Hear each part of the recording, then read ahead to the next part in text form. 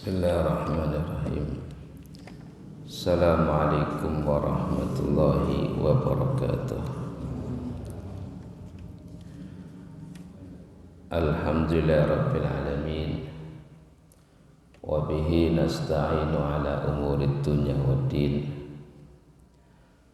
Wassalatu wassalamu ala asyrafil anbiya'i wal mursalin, Sayyidina wa maulana Muhammadin wa ala alihi wa ashabihi ajma'in, amma ba'du. Allahumma alimna ma jahilna wanfa'na bima 'allamtana wa zidna ilman nafi'an ya rabbal alamin.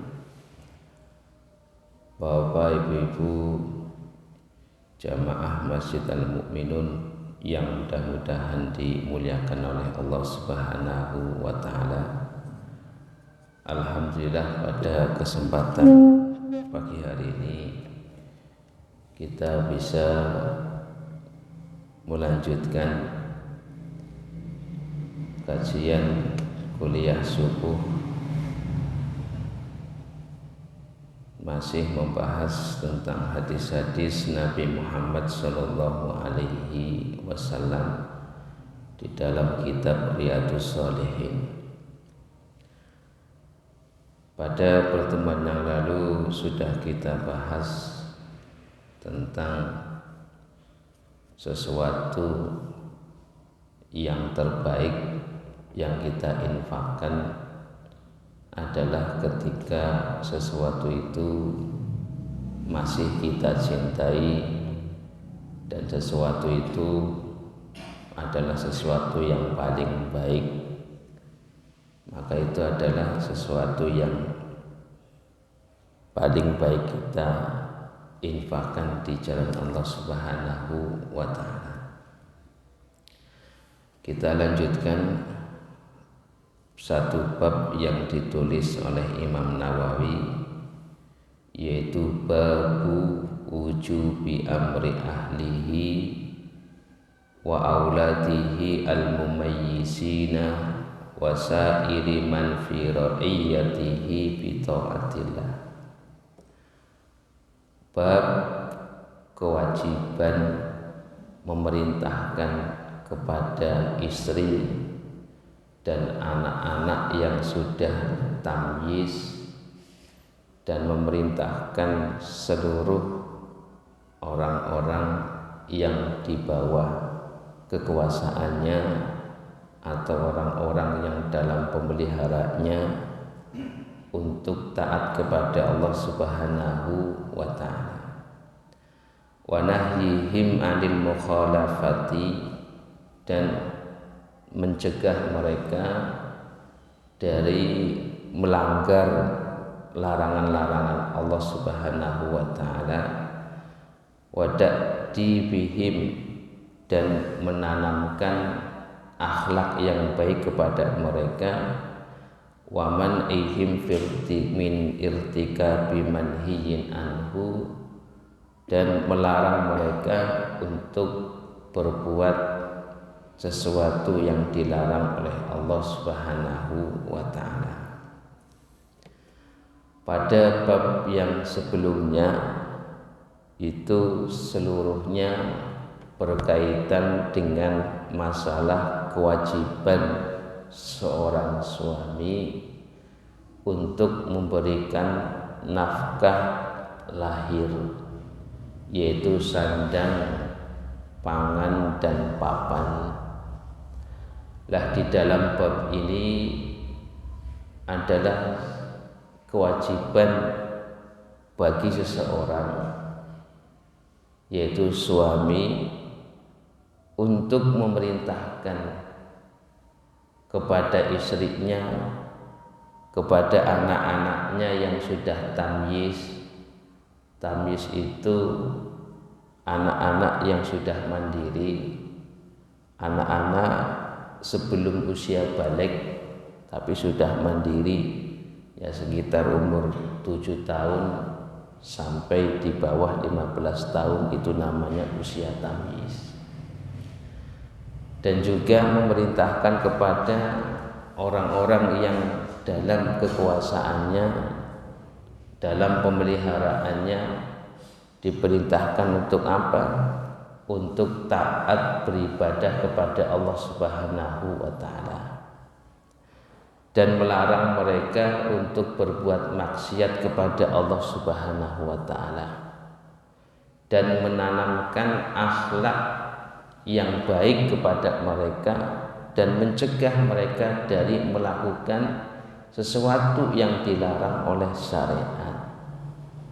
Jadi kewajiban itu bukan hanya sandang pangan papan saja, akan tetapi lebih dari itu, bagaimana seseorang itu mengarahkan, memerintahkan keluarga mereka untuk taat kepada Allah, dan juga menanamkan akhlak yang baik kepada mereka. Maka ada ayat yang dinukil oleh Imam Nawawi rahimahullahu ta'ala di dalam bab ini.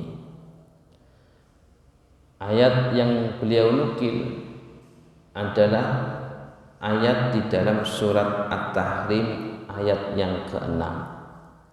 Dan ini ayat yang sudah kita baca dan mungkin sudah kita banyak mendengarnya, yaitu ketika Allah Subhanahu wa Ta'ala itu berfirman, ya ayyuhalladzina amanu qu anfusakum wa ahlikum naran.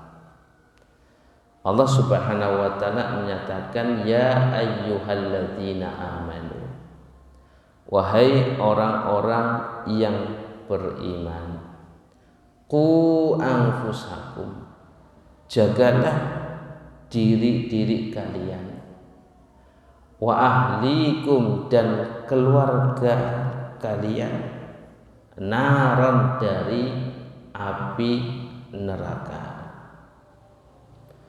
Makanya Qatadah itu di dalam menafsirkan ayat ini, beliau menyampaikan, ta'muruhum bi ta'atillahi wa tanhahum an maksiatillah. Yuk, bagaimana caranya menjaga diri kita, menjaga keluarga kita supaya terhindar dari api neraka. Ya, kita anjurkan, kita perintahkan keluarga kita, diri kita untuk taat kepada Allah, dan melarang diri kita dan keluarga kita dari berbuat maksiat kepada Allah. Wa antakuma alaihim bi amrillahi wa ta'murahum bihi, dan kita di dalam rumah itu harus menegakkan syariat-syariat Allah di rumah-rumah kita. Bagaimana sholat di keluarga kita, bagaimana pakaian-pakaian istri kita, pakaian-pakaian anak-anak kita, itu harus diperhatikan. Artinya menegakkan syariat di rumah kita terlebih dahulu. Bagaimana pergaulan anak-anak kita, bagaimana ya muamalah kita dengan istri, tegakkan dulu di rumah itu syariat-syariat Allah. Wa tusaidahum alaihi, dan kita itu membantu istri kita, membantu anak-anak kita dan orang-orang yang ada di dalam rumah kita untuk menjalankan syariat Allah. Jadi itu yang dikatakan oleh Imam Qatadah itu demikian. Ya, artinya menegakkan syariat di rumah-rumah kita dan juga membantu orang-orang yang ada di rumah kita itu untuk melaksanakan syariat Allah. Dan apabila kita itu melihat ada sesuatu kemungkaran di rumah kita itu, cepat-cepat kita itu cegah, cepat-cepat kita itu larang. Jangan biarkan ada kemaksiatan di rumah kita kemudian kita diamkan. Ya, jadi ini yang dikatakan oleh Imam Qatadah demikian. Jadi tegakkan syariat di rumah kita, bantu mereka untuk melaksanakan syariat Allah, perintahkan mereka untuk taat kepada Allah dan mencegah mereka dari berbuat maksiat kepada Allah. Nah, kemudian Imam Al-Baghawi rahimahullahu taala di dalam tafsir Al-Baghawi itu menyebutkan bagaimana sih kita itu bisa menjaga keluarga kita itu dari api neraka. Maka yang disampaikan oleh Imam Al-Baghawi, beliau menyampaikan muruhum bil khairi wanhauhum anis syarri.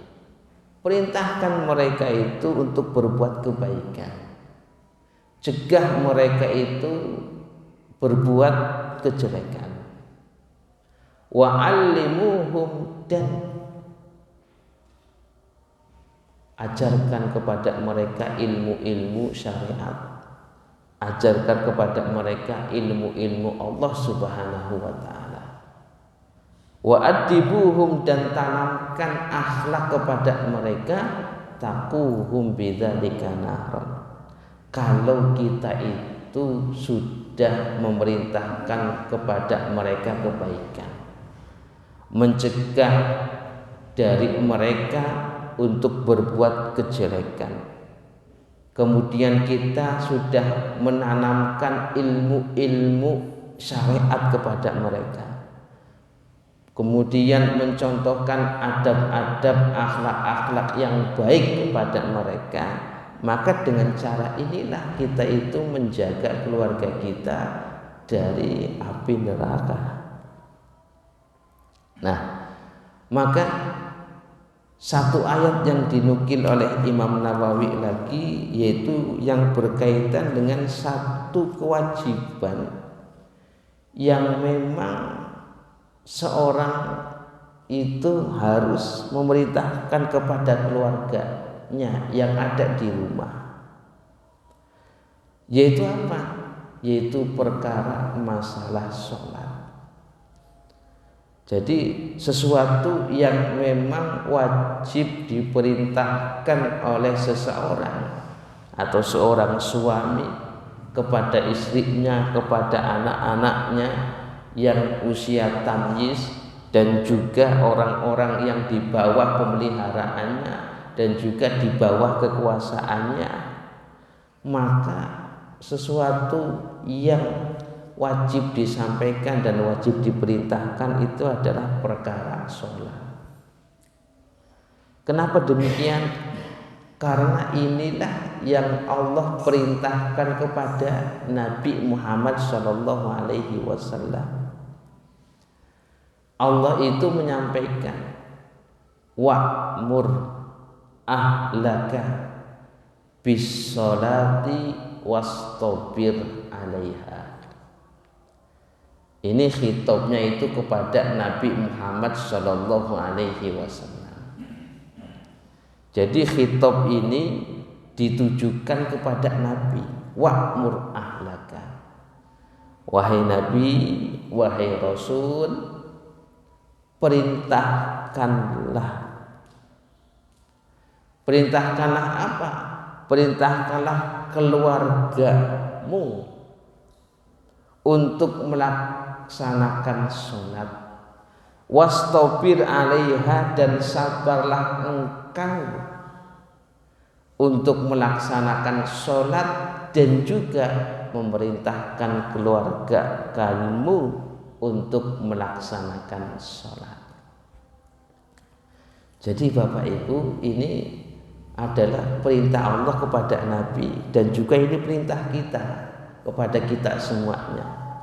Bagaimana kita itu diperintahkan untuk memerintahkan kepada anak-anak kita, kepada keluarga kita, kemudian kepada orang-orang yang di dalam tanggung jawab kita, untuk apa? Untuk melaksanakan sholat. wastabir 'alaiha, dan ketika kita melaksanakan sholat, kata Allah, harus sabar. Kita itu menjaga sholat 5 waktu itu perlu kesabaran itu. Apalagi menjaga sholat jamaah itu perlu kesabaran. Ya, menjaga sholat 5 waktu supaya itu genap 5 itu saja itu perlu kesabaran. Apalagi menjaga sholat 5 waktu dengan berjamaah itu lebih butuh kesabaran. Kenapa demikian? Karena Allah menyebutkan itu dengan lafaz wastabir. Bukan wasbir lagi. Kalau isbir dengan istobir itu beda. Lebih sabar, lebih harus sabar ketika Allah menyampaikan wastabir. Nah ini, jadi ya perlu kesabaran yang ekstra ketika kita melaksanakan dan menjaga sholat. Maka disebutkan oleh Syekh Wahbah As-Suhaili itu, beliau menyatakan wasbir anta ala fi'liha wa hafid 'alaiha. Sabarlah engkau dan jagalah engkau sholat 5 waktu. Ini butuh kesabaran. Apalagi ketika kita itu memerintahkan kepada keluarga kita, itu juga butuh kesabaran. Kadang-kadang kita itu perintahkan kepada anak kita, nak sholat. Tapi kadang-kadang kita itu sudah bosan itu tidak boleh, Pak. Tidak boleh bosan untuk memerintahkan anak-anak kita, istri-istri kita, dan juga keluarga kita untuk apa? Untuk melaksanakan sholat. Di samping kita itu harus sabar menjaga sholat 5 waktu. Apalagi dengan berjamaah, kita itu juga dituntut untuk apa? Untuk sabar memerintahkan anak-anak kita, istri-istri kita, keluarga kita untuk melaksanakan sholat. Ini yang disampaikan oleh Allah. Makanya Allah diriwayatkan oleh Imam Malik dan juga Imam Baihaqi. Ini menceritakan tentang Umar bin Khattab. Umar bin Khattab itu hampir setiap hari itu melaksanakan sholat malam. Beliau itu sholat malam, ketika bangun di pertengahan malam, beliau itu sholat malam. Kemudian ketika pada akhir malam menjelang fajar, beliau itu mesti membangunkan istrinya, mesti membangunkan keluarganya dengan mengatakan as-sholata, as-sholata, wahai keluargaku, wahai istriku, wahai anak-anakku, laksanakanlah sholat. Kemudian beliau membaca ayat ini, wa'mur ahlaka bis-sholati wastabir 'alaiha. Dan juga diriwayatkan oleh Imam At-Tabrani dan juga Abu Nuaim di dalam kitab Al-Hilyah itu menyampaikan Nabi Muhammad sallallahu alaihi wasallam ketika ada urusan yang sangat pelik, ketika ada kesusahan yang menimpa beliau dalam urusan rumah tangga ataupun urusan umat, beliau itu mesti langsung melaksanakan sholat. Kemudian setelah beliau melaksanakan sholat malam, beliau bangunkan istri-istri beliau untuk melaksanakan sholat. Jadi ini yang luar biasanya yang Allah sampaikan, satu kewajiban yang memang harus disampaikan oleh seseorang kepada anak-anaknya, kepada istri-istrinya, keluarganya, yaitu perintah sholat. Ini ya, tanamkan kepada keluarga kita, kepada anak-anak kita untuk melaksanakan sholat, dan juga apa? Untuk melaksanakan adab-adab dan akhlak yang baik. Makanya jangan sampai kita itu langsung menyalahkan anak. Wong kita itu kadang-kadang itu bosan untuk memerintahkan anak kok. Itu jangan bosan-bosan untuk mengarahkan anak, itu tidak boleh bosan Pak. Kalau bosan nanti anak itu siapa yang akan mengarahkan? Makanya ada sebuah asar dari Umar bin Khattab. Jadi ketika beliau itu menjabat menjadi khalifah, beliau itu didatangi oleh seorang laki-laki. Seorang laki-laki datang kepada Umar bin Khattab itu mengeluhkan apa? Mengeluhkan anak laki-lakinya yang kalau diperintah itu jawab, kalau disuruh tidak mau. Ya pokoknya durhaka lah gitu. Berani sama bapaknya ini. Akhirnya bapaknya ini datang kepada Umar bin Khattab mengeluhkan, wahai Amirul Mukminin, saya punya anak itu durhaka sama saya. Saya perintahkan kepada kebaikan tidak mau.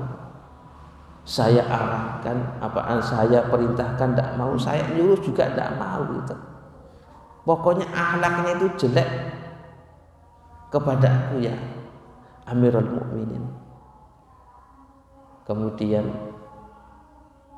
anaknya ini dipanggil oleh Umar bin Khattab. Nah, ketika anaknya dipanggil, kemudian juga bapaknya juga dipanggil.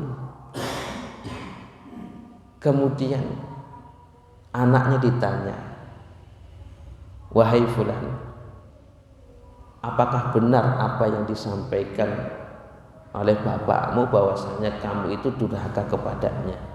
Kalau diperintah tidak mau, kalau diperintah malah engkau membangkang, malah menjawab. Kemudian Amirul Mukminin ditanya sama anaknya, wahai Amirul Mukminin, bukankah seorang anak mempunyai hak atas bapaknya? Kata Amirul Mukminin, iya, seorang anak itu punya hak atas bapaknya yang harus dipenuhi oleh bapaknya. Kemudian anak ini tanya lagi, apa hak-hak anak itu atas bapaknya?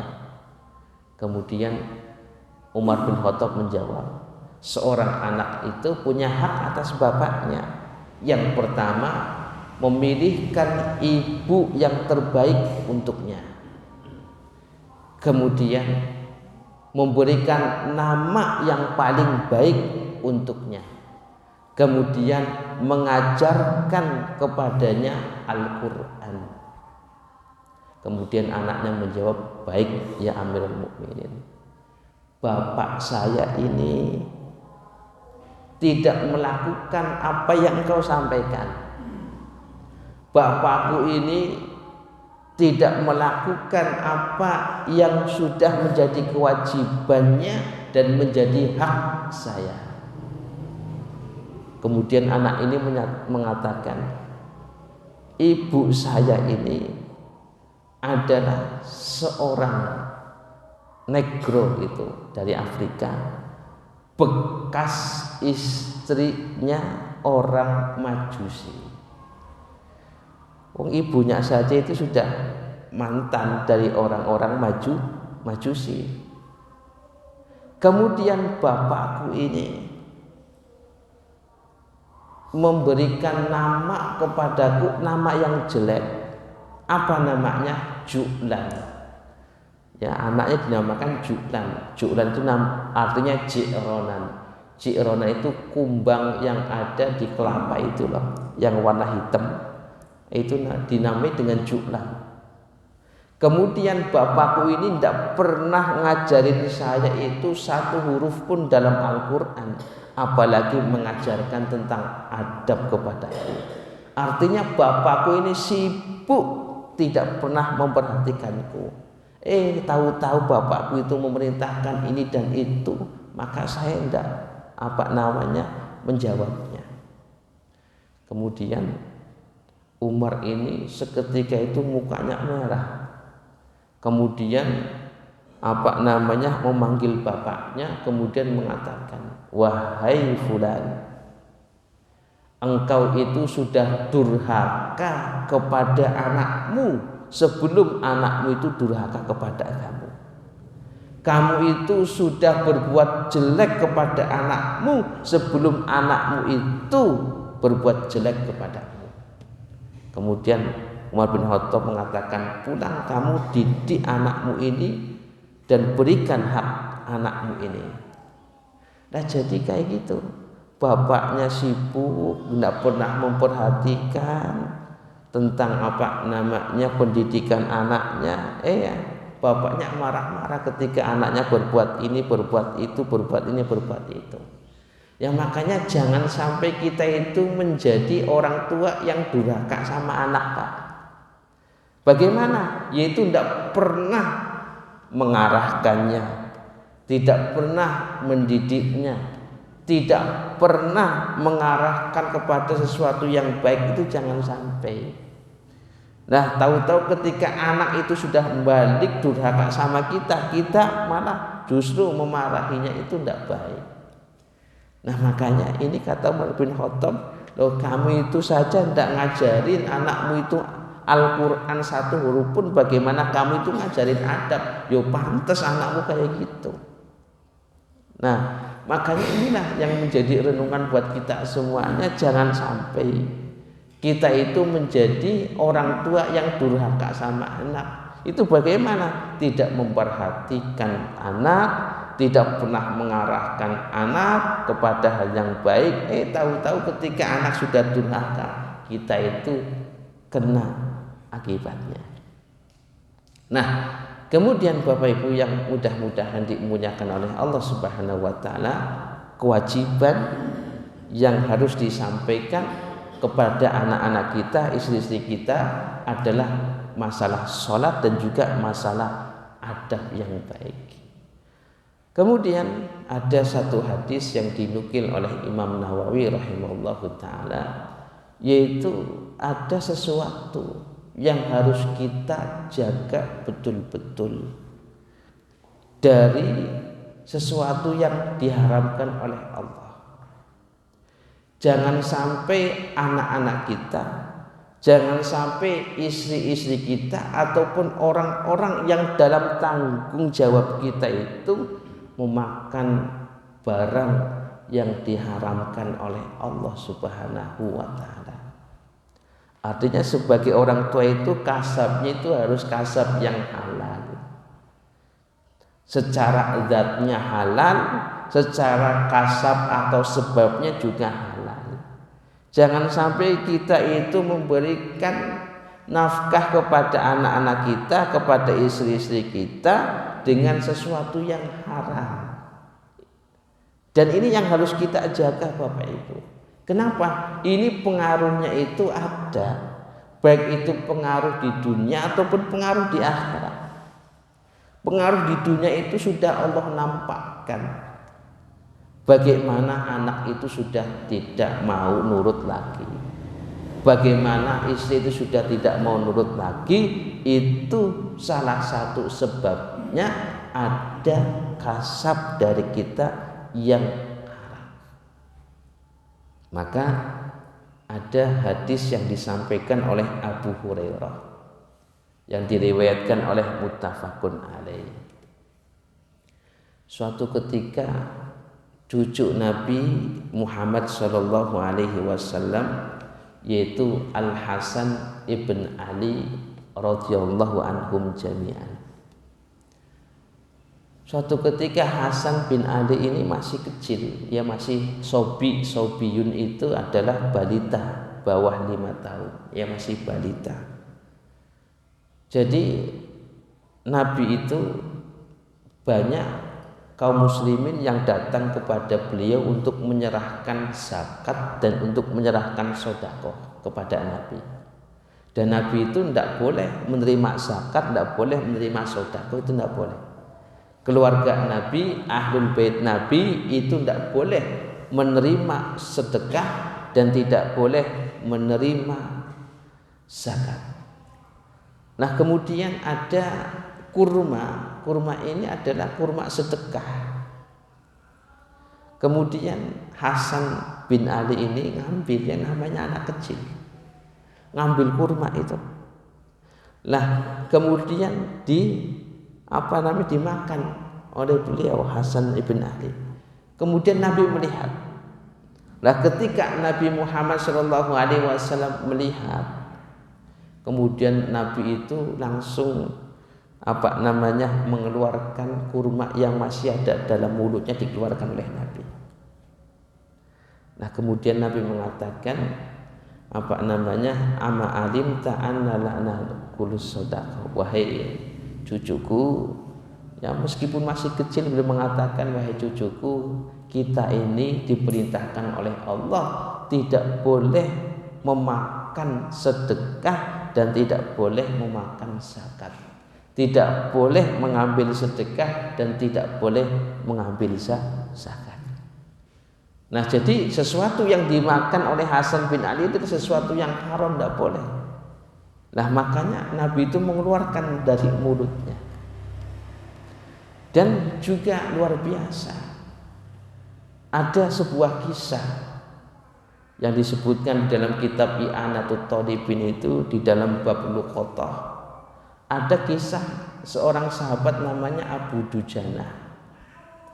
Abu Dujana itu miskin dan beliau itu punya banyak anak. Dan beliau itu setiap hari itu ketika sholat subuh pasti setelah salam beliau itu langsung pulang.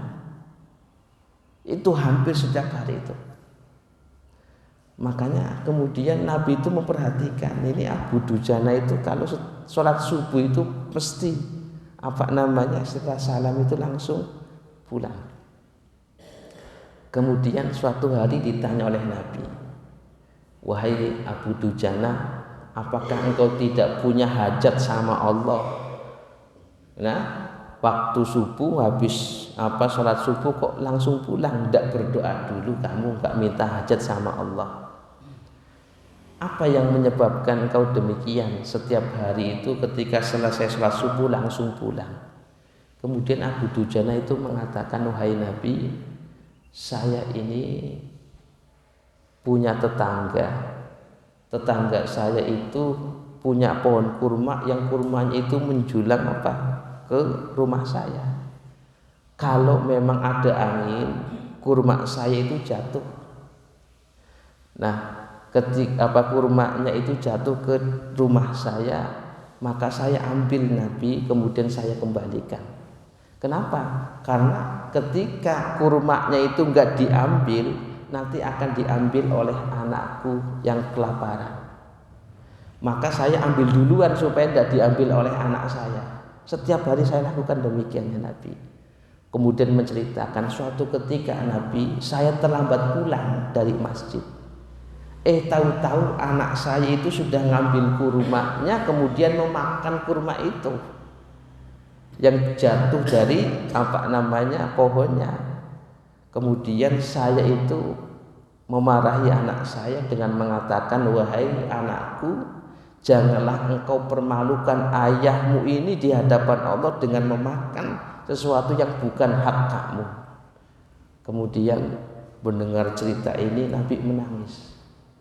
Ya, karena apa? Menjaga supaya tidak ada dalam perut anaknya itu sesuatu yang bukan haknya. Ya kan, kurma itu ketika menjulang, ya kemudian jatuh, itu masih haknya si pemilik tanaman itu. Akhirnya apa? Dikumpulkan oleh Abu Dujana, dikembalikan lagi. Terus setiap hari demikian. Sampai-sampai Nabi itu mendengar ceritanya Abu Dujana ketika anaknya kelaparan, kemudian menemukan kurma di depan rumahnya, kemudian sampai mengeluarkan kembali. Kenapa? Karena Abu Dujana ini meskipun miskin tidak mau di dalam perut anaknya itu sesuatu yang bukan haknya atau sesuatu yang haram. Kemudian Nabi itu menangis dengan mendengar cerita ini. Kemudian mengatakan kepada Abu Dujana, itu tetangga kamu itu tolong panggilkan. Nah, kemudian dipanggil oleh Nabi, ternyata tetangganya ini adalah orang munafik. Nah, kata Nabi, maukah engkau aku bayar kurma Anda dengan kurma yang terbaik? Pohonnya itu pohonnya itu terbuat dari dari batu zamrud, kemudian disiram dengan emas yang berwarna merah. Emas warna merah itu emas yang paling mahal, dan tangkai-tangkainya itu terbuat dari mutiara. Kemudian setiap butir kurmanya itu ada bidadari. Artinya Nabi itu, maukah engkau menyedekahkan untuk untuk tetanggamu? Orang munafik kan kalau diajak untuk akhirat enggak mau. Ya, maksudnya maukah engkau menyedekahkan kurma kamu itu dengan balasan nanti kurma di akhirat, gitu maksudnya. Akhirnya orang munafik mengatakan, wahai Nabi, saya ini ketika berjual beli itu bukan bayarnya nanti enggak, saya itu harus bayar kontan. Mendengar jawaban itu, Abu Bakar langsung melompat, kemudian saya bayar 10 kali lipat dari harga kurma kamu. Ya, senang orang munafik. Akhirnya orang munafik mengatakan, ya saya jual kurma ini. Kemudian sampailah akad, Abu Bakar membayar, kemudian orang munafik menyerahkan. Jadi pohon kurma ini sudah milik Abu Dujana meskipun masih di tanahnya orang munafik. Ya, orang munafik senang. Artinya apa? Kan pohonnya masih di orang munafik. Nanti buahnya itu bisa diambil oleh orang munafik, dan juga boleh diambil Abu Dujana gitu. Dibayar 10 kali lipat oleh Abu Bakar. Senang itu orang munafik. Pohonnya masih di tanahnya orang munafik, Abu Dujana itu hanya mengambil buah kurmanya. Jadi munafik itu kalau mau ambilnya bisa saja. Nah, dengan niat yang jelek ini, suatu ketika dalam keadaan malam ini orang munafik senang. Ketika dalam keadaan pagi, tahu-tahu kurmanya itu yang tadinya di tanah orang munafik pindah ke tanahnya Abu Dujana. Ini pohon kurma bisa pindah, Pak. Kemana? Ke depan rumah Abu Dujana, tanpa bekas apapun. Ini mukjizatnya Nabi. Ya, orang munafik kan senang. Ya, jadi meskipun kurma itu sudah dibeli oleh Rasulullah, akan tapi kan masih di tanahnya beliau, nanti bisa ambil itu. Nah, ketika dalam keadaan pagi kurma itu sudah pindah, Pak.